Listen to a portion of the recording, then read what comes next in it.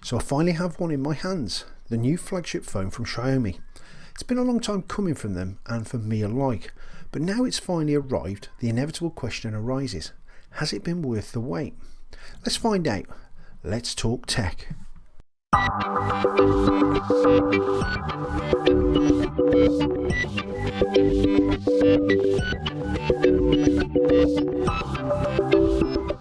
So this phone's been out for well over a month at the time of doing this video, and I'm lagging behind somewhat with the review. The reason for this is I was actually waiting for the Pro version of the phone, but unfortunately it hasn't materialised, so I've had to go with this base model instead. The specs are on the screen at the moment for your reference.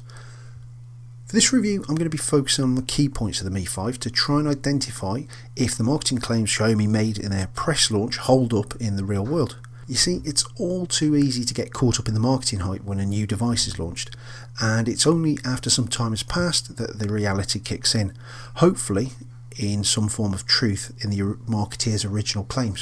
So, starting with the box, we get the phone, the USB Type-C cable and a power adapter, in this case aimed at the Asian territory. There's also a SIM removal tool and some supporting information, but as always with Xiaomi, it's in, unfortunately, Chinese, so not great for us Westerners.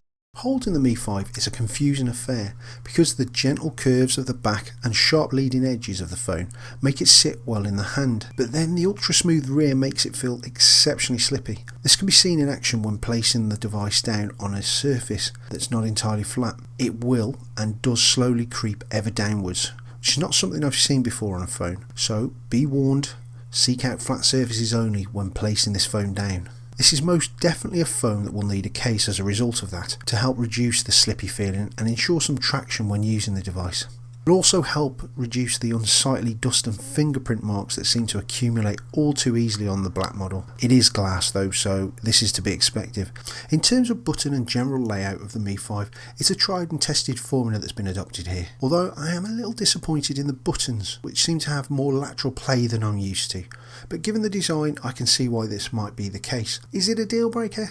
I don't think so, but it's definitely noteworthy and casting a critical eye over the device. All that being said, this is a beautiful looking phone, if such a description can be applied to an inanimate object. It has enough unique design points to make it stand out from the generic phone crowd, and it gives the feeling that you're using a premium device when you've got it in your hand. It's light too, which is one of the facts Xiaomi touted at the launch event, so fact number one is confirmed. To accompany the new design, Xiaomi have packed this phone with top-notch hardware, as is befitting of a flagship model. I'm not going to repeat the spec, as you can no doubt find this on many other videos that are reviewing the Mi 5 here on YouTube. In short though, you're not going to be left wanting for performance. As is the expectation now of the phone at this level, a fingerprint sensor is also present for unlocking the device. In this case, the sensor is located on the front of the phone, which viewers of my previous videos may know I'm not a big fan of. However, I've got to say that Xiaomi may have changed my mind a little, because it actually works quite well. The sensor's fast and accurate, and the button is both a physical and capacitive one. So what that means is that you just have to touch the button rather than press it all the way down if you want to return to the home screen. But unlocking the phone, you're going to have to press it and keep your finger on the sensor for a second or so for it to register and then unlock. The screen on this phone is also worthy of the beautiful tag. It's a rather odd size at 5.15 inches and uses LCD technology, but performs really well. I was impressed with how readable it was in bright sunlight and compared it to a Samsung Galaxy S6, which is no slouch in this department. I think it's the combination of screen brightness and special adaptive display that changes contrast depending upon conditions, that means that the screen easily competes with the best and surpasses them in some cases. You can take this last comment as well as qualification that other aspects of the display hit the mark, whether it be viewing angles or colour reproduction. So what about the camera? Xiaomi made quite a song and dance about this one with its 4-axis image stabilisation and deep trench pixel technology during their launch event. Does it really make a big difference? I guess the answer to this depends upon your perspective and what phone you've been using prior to using this. For those who like to cut to the chase, let me say this: the Mi 5 sports a very good camera, but not a great one unfortunately. For those who want to know more, let's get into it. So first off, the positives. Colour reproduction's good, and in the majority of cases it gets the white balance bang on when using it in auto mode, which is not always the case with some of the other flagship phones I've tried. Focus is also good too and rarely hunts around, even when faced with dimmer lighting conditions, although naturally noise will start to become evident in these lower light conditions. Burst shots are fast too, which is no doubt down to the Snapdragon 820 processor. Naturally, a lot of these features translate over to video too, as you can see in this clip. The focus is good at shifting from near to far objects, and again the colour reproduction and white balance is excellent. Whilst on the subject of video though, I need to highlight one of the areas that I'm not too keen on, and that's the image stabilisation. I mean, it definitely works well on photos, but for video I get the impression that there's more digital stabilisation going on.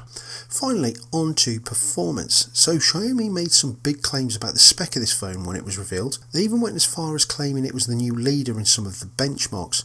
But here's the thing, the figures they were quoting were actually for the Pro model, which turns out to be more rare than a reasonably priced Apple product. Sorry Apple fanboys. This is the main reason I had to settle on the base model, unfortunately, for this review. But benchmarks aren't the be all and end all, because despite scoring a good deal lower than the Pro model, this phone performs really well. Everyday tasks are smooth and games show no hint of slowdown, even those which are graphically intensive like Dead Trigger 2, etc. Admittedly, I haven't tried the Pro version, so I can't comment on whether there's a big difference in real world use, but I think I'd be hard pressed to complain about this device in general. The Mi 5 feels a little like the start of a new chapter for Xiaomi, and I'm anticipating an S or C tag to be dropped onto the end of the name at some point in the next 6 to 8 months. And this will build no doubt on the platform that they've already launched in the Mi 5. But right now, in the present, the phone represents a great value proposition for anyone looking for a flagship phone without the flagship phone price. Just as a final note, if you're looking to source a Mi 5 for yourself, I can highly recommend ibuygou.com, where I purchased my model from. I'll put a link in the description for those who are interested. I'd love to hear your thoughts on the video and the phone in general in the comments section, so please do leave a comment if you can. And if you enjoyed this video and like to see similar ones, click on the like and subscribe buttons. Until next time, take it easy.